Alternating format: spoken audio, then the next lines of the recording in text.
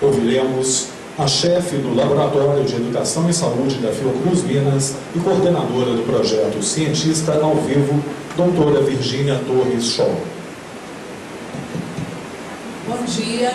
Eu queria cumprimentar aqui a mesa, a Escola de Saúde Pública, em nome do Marilene e Ulisses, em nome também da Fundação Oswaldo Cruz, e a todos vocês que estão aqui presentes hoje nessa abertura, e agradecer muito essa parceria inicial aqui com a ESP. Eu acho que é um primeiro evento que a gente faz, que pode estar abrindo uma possibilidade de muitos outros, né?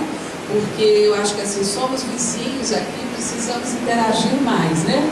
Então, eu acho que essa é uma iniciativa bastante louvável e que começa com chave de ouro na Semana da Ciência.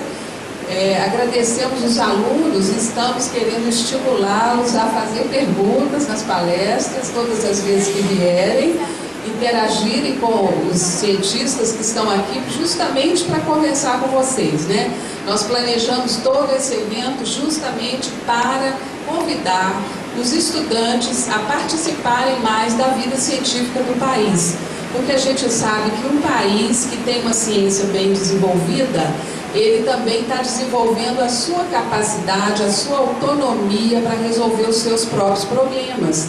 Porque a ciência justamente ela está aí para isso, não é? Ela quer desenvolver muito para a humanidade como um todo, mas ela tem que se envolver também com os problemas do país, do estado de Minas, da cidade de Belo Horizonte, do meu bairro, da minha casa. Então, se a gente pensa num problema, por exemplo, como o dengue, né? Todo mundo tem que estar envolvido no controle da dengue, desde dentro da escola, dentro da casa, a rua, o bairro, né? É uma responsabilidade de todos nós, né?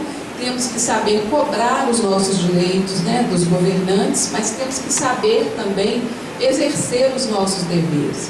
Então, eu acho que a semana tem esse espírito, né? Divulgar a ciência, despertar vocações em vocês, porque aqui dentro pode ter alguém que vai seguir a carreira científica, não é? Então, assim, aproveitem muito essa semana, tá? Espero que as escolas realmente participem de forma ativa e escutem atentamente o que a ciência está dizendo, né?